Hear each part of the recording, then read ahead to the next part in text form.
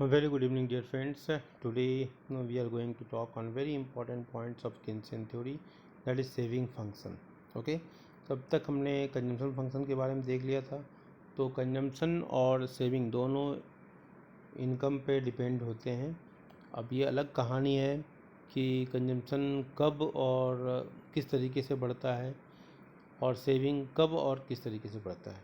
तो break even point से पहले हमने देखा था कंजम्पशन ज़्यादा होता है इनकम से, और ब्रेक इवन पॉइंट पर दोनों बराबर हो जाते हैं, और ब्रेक इवन पॉइंट के बाद इनकम ज़्यादा हो जाता है और कंजम्पशन कम हो जाता है। इसको हमने कई बार दिखाया है आपको, ठीक है।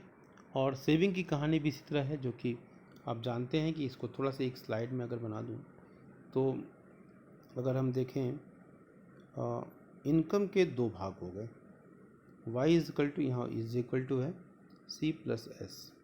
अगर y का बढ़ने से c बढ़ता है शुरू में, जैसा कि c ज़्यादा होगा, ठीक है, तो हमारा s, अगर मान लो 10 रुपये हमारा इनकम है, अगर 5 रुपये कंजम्पशन पे खर्च होता है तो जो बचेगा वो 5 कहाँ खर्च होगा, सेविंग पर। अगर ये शुरू में मान लीजिए 5 की जगह 8 होता तो यहाँ पर क्या होता, या इसको और भी कर लें, शुरू में जैसे मान लो रिक्शा पुलर है, तो रिक्शा पुलर जो है अपने बेसिक लिविंग स्टैंडर्ड को नहीं प्राप्त किया है, देन व्हाट विल हैपन, अपने पूरे इनकम को वो 10 का 10 खर्च कर देगा। तो ये 0 हो गया, 10 प्लस 0 दोनों मिलकर 10 हो गए। अब हम देखते हैं क्या वो 10 की जगह मान लो यहाँ 8 खर्च करता है तो यहाँ 2 हो जाएगा। अगर ये 5 खर्च करता है तो ये 5 हो जाएगा। अगर ये 2 खर्च करता है तो यहाँ 8 हो जाएगा। ऐसे होता है, ओके। अगर इसी चीज़ को हम डायग्राम से दिखाना चाहें, दोनों को साथ साथ लेके चलें, तो ये मैं ऐसे प्रेफर करता हूँ। बुक में अलग अलग तरीके से दिखाया गया है। ये हमारा इनकम की लाइन हो गया, इसको कलर चेंज कर दें।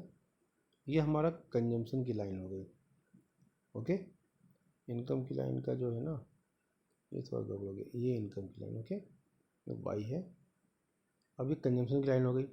अब हम देखेंगे क्या, कंजम्पशन से ये क्वेश्चन भी पूछता है कि derive saving curve from consumption curve and derive consumption curve from saving curve, ये भी क्वेश्चन होता है। अब आप देखिए, अब एक और ब्लैक कलर ले लेता हूँ। तो ये हमारा देखिए कि अब C प्लस, इसको थोड़ा सा, y is equal to C plus S, okay. तो s इज इक्वल टू क्या होगा, s is equal to Y minus C. ये ठीक होगा, सिंपल, ठीक है। ये तो आपके दिमाग में बैठ गया इक्वेशन, सिंपल इक्वेशन। इसी को अगर न्यूमेरिकल टर्म में देखेंगे तो हम उसको दिखाएंगे, आपको टेबल के माध्यम से दिखाएंगे। यहाँ पे आप देख लीजिए कि अगर y में से अगर हम c को माइनस करते हैं तो हमारा क्या निकलता है, वो सेविंग निकलता है। अब यहाँ देखिए, ये y की कर्व है, इसको मैं ब्लैक से लिख रहा हूँ फिर दोबारा, y की कर्व है, y में से हमको c माइनस करना है। तो ब्रेक इवन पॉइंट से पहले देखिए क्या स्थिति है, ब्रेक इवन पॉइंट है ये, ओके। सो बिफोर दैट हमारा c ज़्यादा है, तो y माइनस सी, मान लो कि हमने y 5 लिया और y से c, ब्रेक इवन पॉइंट से पहले इस इधर की पॉइंट की बात कर रहा हूँ, ठीक है। तो हमारा y कम है और c ज़्यादा है, 5 है, इसको हमने मान लिया 10। तो s की वैल्यू क्या हुई, s की वैल्यू तो होगी -5, ओके। तो गेटिंग पॉइंट, तो हमारा s का जो कर्व होगा वो माइनस से निकलेगा। ये तो हमारा प्लस होता है, ये हमारा माइनस होता है, ओके, इधर प्लस होता है, ठीक है। तो हमारा माइनस, तो ये हमारा एस कर्व यहाँ से स्टार्ट होगा, ओके। ये हमारा कर्व कहाँ से स्टार्ट होगा, ये यहाँ से स्टार्ट हुआ। अब देख ले ब्रेक इवन पॉइंट पर क्या होता है, c is equal to Y होता है। अगर इस इक्वेशन में जो हमारा s is equal to Y minus C है, इसमें हम c की वैल्यू y कर दें तो क्या होगा, y minus Y is equal to 0, क्योंकि c और y तो बराबर है ब्रेक इवन पॉइंट के पास, दोनों बराबर होंगे ना, ये c की कर्व और y की कर्व बराबर होंगी इस पॉइंट पर। तो हमने लिख दिया, तो ये क्या हो गया, 0 हो गया, मतलब s 0 होगा, ओके। अब मैं इसको मिटाता हूँ सबको, काम के लायक चीज़ें, ठीक है, ये समझ में आ गया आपको, ओके। अब आपको ये रिकॉर्ड भी हो गया है, दोबारा भी देख सकते हैं आप। तो अब हम थोड़ा सा इसको क्लियरिटी लाने के लिए इसको मिटा दिया हमने। अब देखो, हमने पहले बता दिया था आपको कलर चेंज करूँगा मैं। ओके, मैंने पहले बता दिया था कि एस निगेटिव से स्टार्ट होगा, तो ये हमारा निगेटिव से स्टार्ट होगा। और जीरो कहाँ होगा, देखिए ये इस पॉइंट ब्रेक इवन पॉइंट के ठीक नीचे, क्योंकि ब्रेक इवन पॉइंट पर सी इक्वल टू वाई है, तो ब्रेक इवन पॉइंट के ठीक नीचे क्या होगा, ये एस, यहाँ पर एस क्या होगा, एस की वैल्यू क्या हो गई, ये जीरो हो गई। इसलिए ये निगेटिव से स्टार्ट हुआ, देख लो निगेटिव है, यहाँ इतना एस निगेटिव है, माइनस सेविंग क्या माइनस है। ओके, और जैसे इस इनकम बढ़ती जाती है ये हमारा पॉजिटिव हो गया। इस साइड देखिए पॉजिटिव, कलर चेंज करके दिखाता हूँ आपको, ये हमारा ये इस साइड ये पॉजिटिव हो गया सेविंग। ओके, तो ये तरीका है हमारा सेविंग कर्व निकालने का भी। अब इसको हम सारी चीज़ों को हम न्यूमेरिकल टर्म्स में देखने का प्रयास करेंगे। अब देखिए saving function, propensity to save. अब क्या है, like consumption saving is also function of income. बिल्कुल समझ में आ गया आपको। That is saving also depends upon the level of income. Saving बिल्कुल डिपेंड करता है, इनकम बढ़ती है तो सेविंग भी बढ़ जाता है। ठीक है, ये बिल्कुल कॉमन सेंस की बात है। Saving is the excess of income over consumption, मतलब कंजम्पशन से अधिक जो इनकम होती है, मतलब इनकम का अधिकतर भाग तो कंजम्पशन हो जाता है और उसमें से जो बच जाता है वही सेविंग होता है। तो that point is written here, saving is the excess of income over consumption expenditure. Saving function refers to the functional relationship between saving and national income। Saving और national income S is equal to function of Y आपके screen पर दिखाई दे रहा है। Okay, कि saving क्या है, वो फंक्शनल रिलेशनशिप है, ठीक है, इनकम के साथ। तो functional relationship between saving and national income. Okay, यही सेविंग फंक्शन है। अब इसी को हम डायग्राम से देख चुके हैं और यहाँ आपके स्क्रीन पर एक बार और डायग्राम देख लीजिए आप अगर, ठीक है। इसको मैंने यहाँ दिखा दिया ब्रेक इवन पॉइंट से पहले, और ये निगेटिव सेविंग है, negative consumption is equal to saving. Okay, अब हम आते हैं, इसी को हम देखते हैं इसको टेबुलर फॉर्म में। पहला जो है वो इनकम का कॉलम है, जिसको आप देख चुके हैं, कई बार आपने देखा 0, 100, 200, 300, 400, 500, 600 से। कंजम्पशन का कॉलम हमने बता दिया है कि जो लेवल पर मिनिमम लेवल ऑफ कंजम्पशन होता है ऑटोनोमस कंजम्पशन की वजह से सी इज इक्वल टू सी बार होता है, मतलब ऑटोनोमस कंजम्पशन के बराबर ही कंजम्पशन होगा, तो वो 40 हो गया। अब 0 - 40, क्योंकि एस क्या हो गया y - सी, तो 0 - 40 इज इक्वल टू -40। 100 जब होगा income first column second row, consumption 120 हो गया, तो 100 - 120 तो -20। तो ये देखिए -40 और -20 जो है एस सेविंग निगेटिव है अभी। लेकिन जैसे ही हमारा कंजम्पशन और इनकम बराबर होता है, देखिए सेकेंड और थर्ड कॉलम और थर्ड रो में 200 200, इनकम भी 200 है और कंजम्पशन भी 200 है, तो दोनों बराबर हो गए। तो ब्रेक इवन पॉइंट का ये पॉइंट आ गया जिसकी चर्चा हम कर रहे थे। और बगल वाले डायग्राम में देख लीजिए, ये पॉइंट जो ब्रेक इवन पॉइंट जो वहाँ पर सेविंग हमारा 0 हो गया आर। और अगर मेरे वाले से देखना चाहें जो हमने ड्रॉ किया है, तो ये हमारा जो पॉइंट है ब्रेक इवन पॉइंट के ठीक नीचे मैंने मार्क किया है, देख लीजिए ब्रेक इवन पॉइंट के ठीक नीचे ये ब्रेक इवन पॉइंट था जिसको अभी मार्क कर रहा हूँ मैं, और उसके ठीक नीचे देखिए ये सेविंग का पॉइंट है जहाँ पर एस इज इक्वल टू 0 है। Are get your point? I hope it is very much clear to you. Okay, और अब हम आते हैं अगले।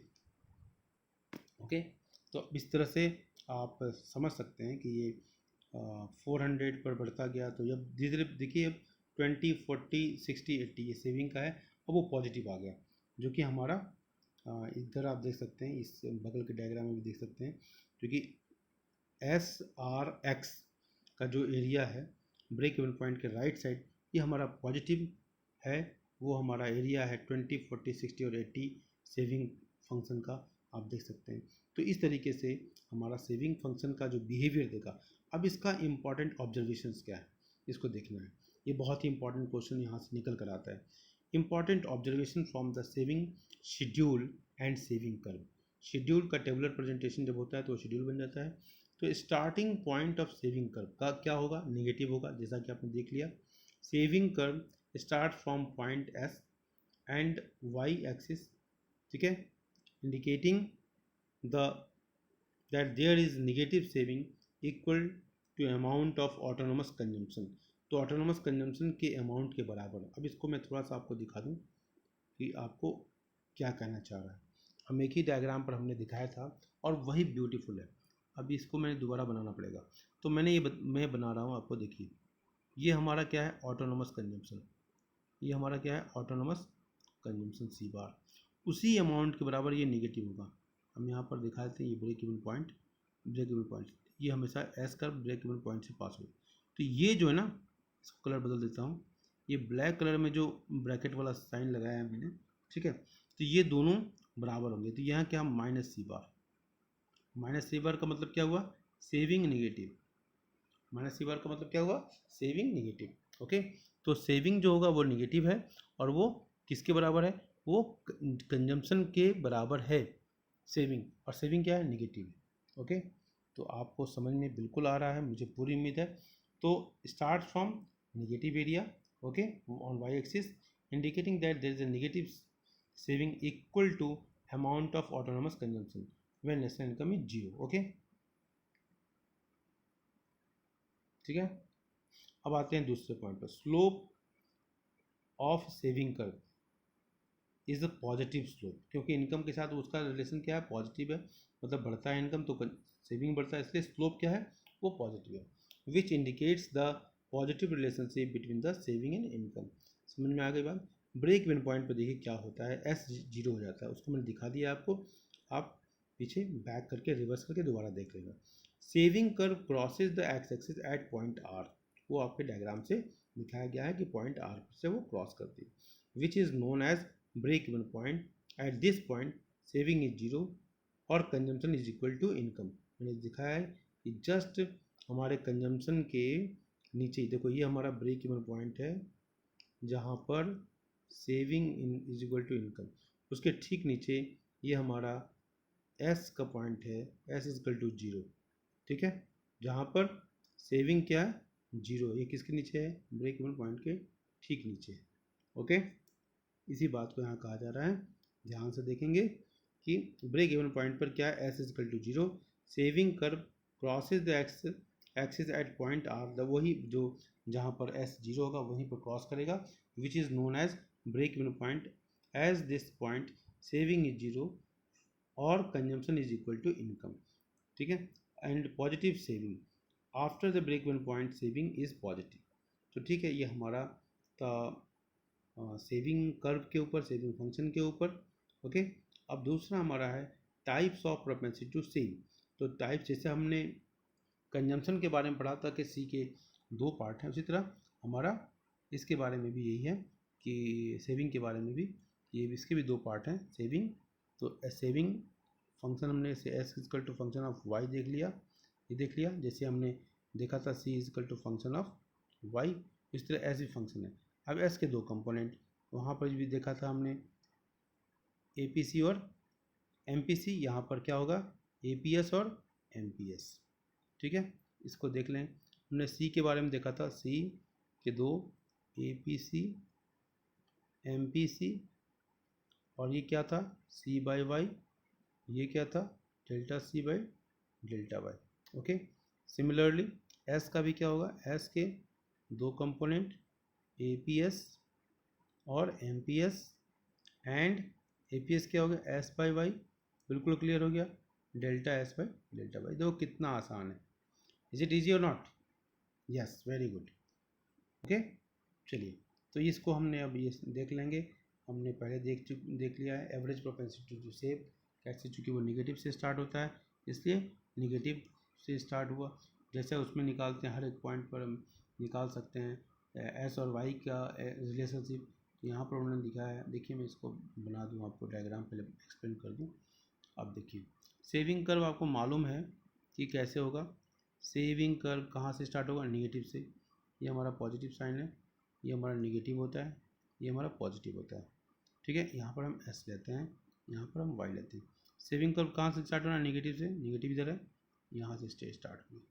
अगर मान लो इस पॉइंट पर आपको, इस लेवल इनकम लेवल पर आपको निकालना है, क्या निकालना है, एपीएस निकालना है। एपीएस क्या होता है, एस बाई वाई। तो यहाँ पर सेविंग कितना है, मान लो यहाँ 5 है, ठीक है, और इनकम कितना है, इनकम तो यहाँ तक है, ठीक है, तो 5/10, 5/10 इजिकल टू 1/2 इजिकल टू 0.5, ये हमारा सेविंग निकल गया, ठीक है।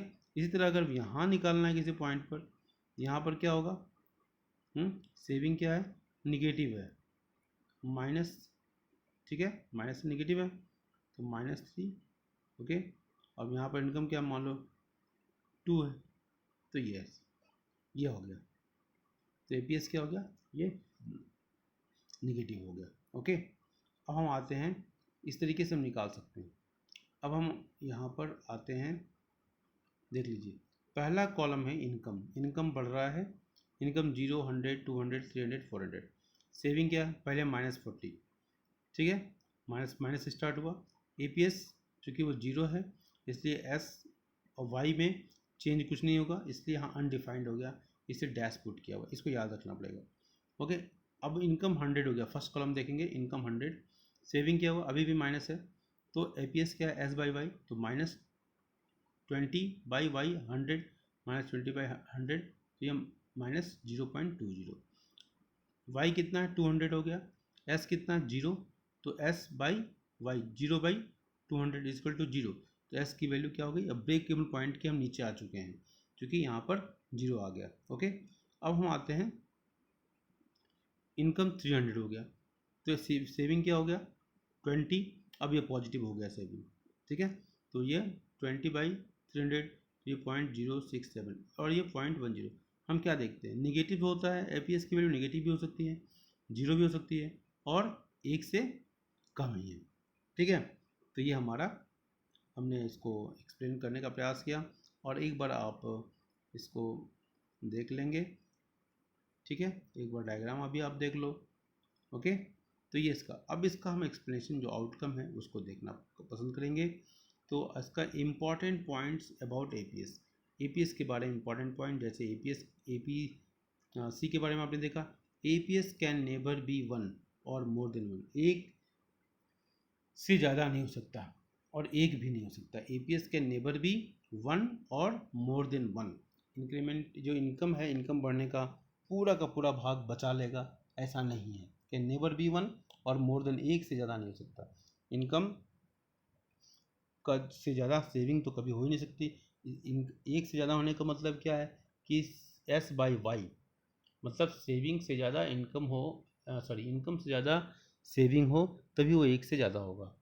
अब इसको ऐसे समझेंगे, मैं आपको एक एक चीज़ बता रहा हूँ, A P S is equal to S by Y, मान लो इनकम 5 है, ठीक है, तो जब तक ये 6 नहीं होगा तब तक ये 1.2, ठीक है, ये 1.2 नहीं होगा, 1.2 is greater than 1.2 is greater than 1, ठीक है। तो एपीएस की वैल्यू एक से ज़्यादा होने के लिए ज़रूरी है कि सेविंग जो है वो इनकम से ज़्यादा हो, देख रहे हैं सेविंग 6 है और इनकम 5 है, लेकिन ऐसा नहीं हो सकता कि आप 5 रुपया कमाएँ और 6 रुपये बचा लें, ऐसा संभव ही नहीं है। तो एपीएस की वैल्यू एक से ज़्यादा नहीं हो सकती, इसी को यहाँ लिखा गया है, the same point is explained here कि एपीएस कैन नेवर बी 1 और मोर देन 1, ठीक है, कुछ ना कुछ उसका कंजम्पशन होता ही है, इसलिए लिखा है कि एपीएस कैन नेवर बी 1 और more than 1, as saving can never be equal to और more than national income, saving national income के बराबर नहीं हो सकती है, कितना नेशनल इनकम उसका पूरा कंजम्पशन नहीं हो जाए तो मतलब क्या, कोई भी इन्वेस्टमेंट एक्सपेंडिचर नहीं हो रहा है, इन्वेस्टमेंट डिमांड नहीं है, हाउस होल्ड डिमांड नहीं, ऐसा तो हो ही नहीं सकता, ओके। तो APS can never be 0, okay, APS is equal to 0 as saving are 0 at an income level of ₹200 crore, this point is known as break even point, तो ये एपीएस कैन बी 0, ठीक है, एपीएस क्या हो 0 हो सकता है, जैसा कि हमने देखा भी ब्रेक इवन पॉइंट पर क्या होता है कि जब पूरा का पूरा कंजम्पशन हो जाता है तो वहाँ पर 0 हो जाता है। देखिए मैं आपको दिखाता हूँ, स्लाइड मैंने बनाया था, एस इक्वल टू 0 हमने मार्क किया था ना, देखिए यहाँ पर हमने मार्क किया है, आपको तो पहले बोलना चाहिए ना बच्चा पार्टी, देखो एस इक्वल टू 0, देख लो ये हमारा, ये ब्रेक इवन पॉइंट है और ये हमारा एस इक्वल टू 0 है, ओके। तो ये हमारा, ओके, क्लियरिटी आ रही है। तो APS rises with the increase in income, ये तो हो गया, APS can be can be negative और less than 1, APS can be 0। Okay, ये पॉइंट है हमारा। APS equal to 0 as saving are 0 at the income level of 200। Okay, चलिए 200 numerical value से मतलब नहीं फिलहाल। This point is known as break even point. Break even point पर APS की वैल्यू 0 होगी। ये बिल्कुल समझ में आ गया आपको। एपीएस कैन बी नेगेटिव और less than 1। APS can be negative और लेस देन 1, जिसको हमने दिखाया आपको कि एपीएस न्यूमेरिकल भी दिखाया था और मैं यहाँ भी दिखाया था मैंने आपको, जब हम एपीएस की वैल्यू एपीएस की वैल्यू निकाल देखिए, यहाँ हमने दिखाया कि चूँकि सेविंग देखिए यहाँ पर सेविंग क्या है, ये माइनस आ रहा है। ओके, ये ब्रेक इवन पॉइंट से पहले का मामला है। ब्रेक इवन पॉइंट देखिए, इस एरिया की बात हो रही है, ब्रेक इवन पॉइंट, ठीक है, ब्रेक इवन पॉइंट से पहले सेविंग नेगेटिव है, और सेविंग अगर नेगेटिव हुआ तो APS equal to S by Y होता है। तो saving negative divide by any number is negative value only. APS can be negative or less than 1 at income level which are lower than the break even point. APS can be negative or as there will be this saving in the economy showing by the study. Okay, APS rises with the increase in income. APS rises with the increase in income because the proportion of income saved keeps on increasing. ठीक है, जैसे income बढ़ता जाता है saving बढ़ती जाती है, इसलिए APS rises with the increase in income. ये बिल्कुल सही बात है। इसी तरह मार्जिनल प्रोपेंसिटी टू सेव को भी दिखाया जा सकता है, जो कि बहुत ही आसान है। ओके, लेकिन मार्जिनल प्रोपेंसिटी टू सेव को हम अलग से दिखा देंगे, क्योंकि हम अब हो गए हैं, थक चुके हैं। Thank you dear friends, thank you and thank you. मुझे मोटिवेशन की ज़रूरत है।